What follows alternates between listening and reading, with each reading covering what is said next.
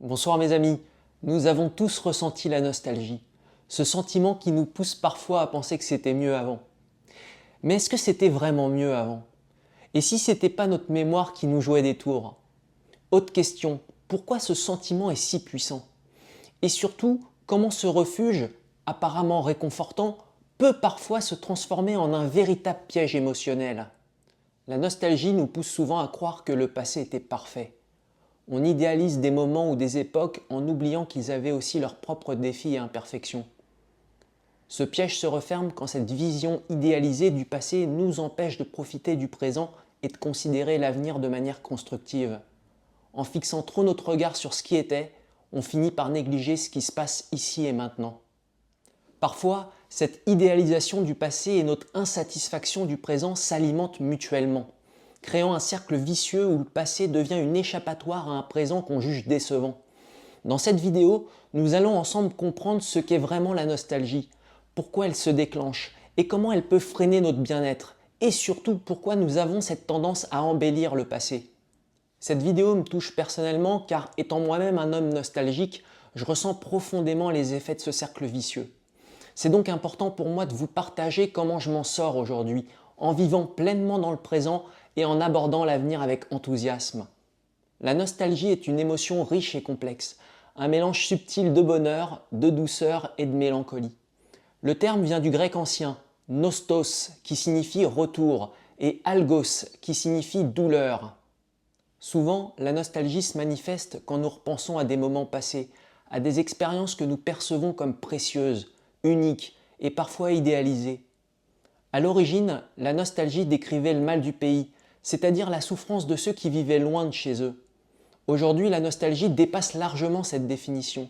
Elle englobe aussi des souvenirs, des sensations et des fragments de vie. Ces souvenirs semblent souvent plus beaux que ce que nous vivons dans le présent. Ces souvenirs semblent même parfaits. Pourtant, il est crucial de rappeler que la nostalgie ne reflète pas une réalité objective. Elle repose sur une version idéalisée du passé, reconstruite par notre mémoire. Cette mémoire, loin d'être fidèle, amplifie les moments heureux tout en atténuant ou oubliant les aspects négatifs. En rendant nos souvenirs plus beaux, la nostalgie peut les transformer en images idéalisées, presque irréelles. Ces souvenirs rendent alors le présent difficile à accepter, présent qui paraît plus fade, insatisfaisant, voire triste en comparaison. C'est là toute l'ambiguïté de la nostalgie. Elle est douce et réconfortante, mais aussi trompeuse. Elle nous offre une vision du passé qui n'a jamais totalement existé et accentue le contraste avec un présent qui semble plus terne. La nostalgie est une réponse émotionnelle normale et essentielle. Elle est profondément ancrée dans notre fonctionnement psychologique. En effet, notre cerveau privilégie les souvenirs heureux tout en estompant les aspects négatifs, comme un mécanisme de protection qui nous aide à ne pas sombrer. Mais la nostalgie ne se limite pas à un sentiment agréable. Elle joue aussi un rôle crucial dans la construction de notre identité. Revisiter nos souvenirs nous permet de mieux comprendre notre parcours. Nos souvenirs permettent d'éclairer comment on est devenu la personne qu'on est aujourd'hui. Se souvenir, c'est donc aussi se reconnecter à soi-même. Cependant, la nostalgie surgit souvent comme une réponse à l'insatisfaction. Quand le présent déçoit ou semble insurmontable, nous cherchons refuge dans le passé, ce qui est particulièrement fréquent dans les périodes de regret, de lassitude ou de deuil. Le passé devient alors une échappatoire, un espace rassurant où tout paraît plus simple et harmonieux. Dans certains cas, ce refuge se transforme en une quête inconsciente de réparation. Je m'explique. Face à des regrets ou à une frustration profonde, on se tourne vers une époque révolue en cherchant à revivre une opportunité manquée. Cette quête, bien que compréhensible, peut devenir un piège. En idéalisant une période passée, on finit par négliger le présent et freiner la construction d'un futur plus épanouissant. L'énergie qui pourrait transformer le réel et améliorer notre vie dans le présent se perd alors dans des rêves impossibles ou des regrets stériles. Parfois, la nostalgie s'impose à nous, déclenchée par une chanson, une odeur ou une photo. Ces souvenirs involontaires, presque automatiques, ouvrent une porte instantanée vers un autre temps. C'est cette immédiateté qui rend la nostalgie si universelle et si puissante, mais parfois aussi difficile à maîtriser. Si la nostalgie peut sembler réconfortante, elle a aussi une face cachée. Comme nous l'avons vu, son principal danger, c'est qu'elle nous pousse à idéaliser le passé. on se persuade que les choses étaient meilleures avant, que tout était plus simple, plus beau, plus pur. Pourtant, cette vision est souvent biaisée. Ce phénomène, appelé biais nostalgique, repose sur notre tendance à magnifier les souvenirs positifs tout en oubliant les aspects négatifs. Prenons un exemple. Beaucoup de gens affirment que les années 80 ou 90 étaient les meilleures décennies, que ce soit pour la musique, les films ou même la vie en général. Mais si on examine ces époques de manière objective, elles avaient aussi leur lot de problèmes. Crise économique, inégalité sociale, tensions politiques ou encore des maladies qu'on ne savait pas soigner et qu'on sait traiter aujourd'hui. Pourtant, ce qu'on retient, ce ne sont que les éléments agréables amplifiés par notre mémoire. Ce biais nostalgique peut avoir des conséquences sur notre vie quotidienne. À force de regarder en arrière, on finit par négliger le moment présent et par freiner notre progression. Au lieu de voir les opportunités actuelles ou de planifier l'avenir, on s'enferme dans une idéalisation du passé. Cette idéalisation du passé peut nourrir une forme de regret permanent et un immobilisme, voire une mélancolie accrue. On préfère s'accrocher à des souvenirs idéalisés plutôt que de se confronter à la réalité, avec ses risques mais aussi ses possibilités. Il est important de noter que la nostalgie n'a pas seulement une portée personnelle. Elle est souvent exploitée à des fins commerciales et politiques. Les publicités, par exemple, jouent sur cette corde sensible pour nous vendre des produits qui rappellent notre enfance ou des époques passées. Un jouet emblématique, une recette comme autrefois ou une musique rétro suffisent parfois à raviver cette émotion pour nous pousser à consommer. De même, certains discours politiques peuvent utiliser la nostalgie pour promettre un retour à un âge d'or qui bien souvent n'a jamais vraiment existé. Ces appels à un passé idéalisé peuvent être puissants, mais ils peuvent détourner notre attention des défis réels du présent et des solutions pour l'avenir. Il existe un processus complexe et cyclique entre l'idéalisation du passé et l'insatisfaction du présent. Ce phénomène, qu'on peut assimiler à une dialectique, désigne une interaction entre deux forces opposées qui se nourrissent et se renforcent mutuellement, créant ainsi un cercle de cause et d'effet. Tout commence par l'idéalisation du passé.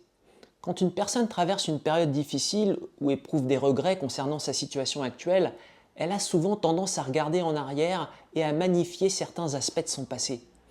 Les souvenirs de moments heureux, simples ou pleins de promesses surgissent, donnant l'impression que le passé était parfait et sans problème. Mais cette vision idéalisée est souvent sélective. Elle oublie les difficultés, les erreurs et les épreuves de l'époque et ne conserve que les moments positifs. Ces souvenirs deviennent alors des refuges émotionnels. Mais cette idéalisation du passé n'est pas sans conséquences. Elle alimente une insatisfaction grandissante du présent. Le contraste entre l'image idéalisée du passé et la réalité actuelle devient de plus en plus frappant. Si dans le passé tout semblait encore possible et réparable, le présent paraît plus contraint, plus limité et empreint de regrets. Cette insatisfaction, nourrie par la comparaison constante avec le passé, se renforce à mesure que l'idéalisation s'intensifie. On commence à se dire « si seulement j'avais agi différemment, tout serait meilleur aujourd'hui ». Ce cercle vicieux s'auto-entretient. L'idéalisation du passé renforce l'insatisfaction du présent et vice-versa.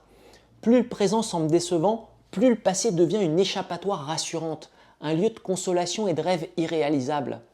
Le piège se referme car chaque regret et chaque comparaison renforce l'idée que tout était mieux avant, empêchant ainsi de vivre pleinement l'instant présent et de s'engager dans l'avenir.